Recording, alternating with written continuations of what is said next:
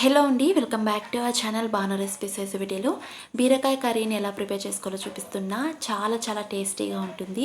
ఒకసారి మీరు కూడా ఈ మెథడ్లో ట్రై చేస్తే మీకు కూడా ఖచ్చితంగా నచ్చుతుంది. అలానే చేసుకోవడం ప్రాసెస్ కూడా చాలా సింపుల్. సో ఇక లేట్ చేయకుండా దీని ప్రాసెస్ ఎలానో చూసేద్దాం. సో ముందుగా దీనికోసం నేను 1 కేజీ వరకు బీరకాయలను తీసుకున్నాను. బీరకాయలు బాగా వాష్ చేసుకున్న తర్వాత పైన పొట్టునంతా వీటిలో చూపిస్తున్నట్టు ఈ విధంగా తీసేసుకోండి. మరీ ఎక్కువగా తీసేయకండి, జస్ట్ లైట్గా పొట్టును తీసేసుకొని మరీ చిన్నగా కాకుండా మరీ పెద్దగా కాకుండా ఇలా పీసెస్ లాగా కట్ చేసుకోండి. ఇలా మీరు తీసుకున్న బీరకాయలన్నీ ముక్కలుగా కట్ చేసుకున్న తర్వాత స్టవ్ మీద ఒక కడాయిని పెట్టుకుని అందులోకి 2 టేబుల్ స్పూన్ వరకు ఆయిల్ని వేసుకోండి. ఆయిల్ కాస్త హీట్ అయిన తర్వాత 1 టీ స్పూన్ వరకు పోపు దినుసులు అంటే ఆవాలు, జీలకర్ర, మినపప్పు, శనగపప్పు కలిపి 1 టీ స్పూన్ వరకు వేసుకుని 2 ఎండుమిర్చి, అలానే ఒక మీడియం సైజ్ ఉల్లిపాయ తరుగు, 2 పచ్చిమిర్చి తరుగు, కొద్దిగా కరివేపాకును వేసుకుని ఇవన్నీ పచ్చివాసన పోయే వరకు ఫ్రై చేసుకోండి.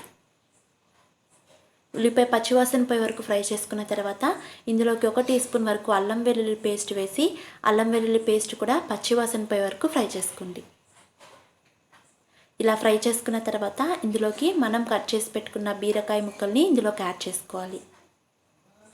బీరకాయ ముక్కలు వేసిన తర్వాత ఇవంతా బాగా కలిసేలా ఒకసారి బాగా మిక్స్ చేసుకుని మూత పెట్టేసి మీడియం ఫ్లేమ్లో మధ్య మధ్యలో కలుపుకుంటూ ఒక 3-4 మినిట్స్ పాటు కుక్ చేసుకోండి. అంటే బీరకాయ ముక్కలు అనేవి ఆయిల్లో బాగా మగ్గాలి. మరీ ఎక్కువసేపు కూడా మగ్గనివ్వకండి, జస్ట్ ఒక 3-4 మినిట్స్ పాటు మగ్గితే చాలు. ఒక 4 మినిట్స్ పాటు మగ్గిన తర్వాత మూత తెరిచి ఇందులోకి 2 మీడియం సైజ్ టొమాటో తరుగుని యాడ్ చేసుకోండి. టమాటా ముక్కల్ని యాడ్ చేసుకున్న తర్వాత ఒకసారి అంతా కలిసేలా మిక్స్ చేసుకుని మూత పెట్టేసి టొమాటో అనేది కాస్త సాఫ్ట్గా అయ్యే వరకు కుక్ చేసుకోండి. ఒక 3-4 మినిట్స్ పాటు కుక్ చేసుకున్న తర్వాత చూస్తున్నారు కదా, ఇలా టొమాటో అనేది కాస్త సాఫ్ట్గా అవుతుంది. ఇప్పుడు ఇందులోకి 1/2 టీ స్పూన్ వరకు పసుపు, అలానే మీ టేస్ట్కి తగినట్టు కారం, ఇక్కడైతే నేను 2 టీ స్పూన్స్ వరకు కారం యాడ్ చేస్తున్నా. అలానే 1 టీ స్పూన్ వరకు ధనియా పౌడర్, మీ టేస్ట్కి తగినట్టు సాల్ట్ని యాడ్ చేసుకుని అంతా కలిసేలా బాగా మిక్స్ చేసుకోండి. ఇలా మిక్స్ చేసుకున్న తర్వాత మూత పెట్టేసి మరో 2 మినిట్స్ పాటు లో ఫ్లేమ్లో ఇవన్నీ బాగా మగ్గనివ్వండి.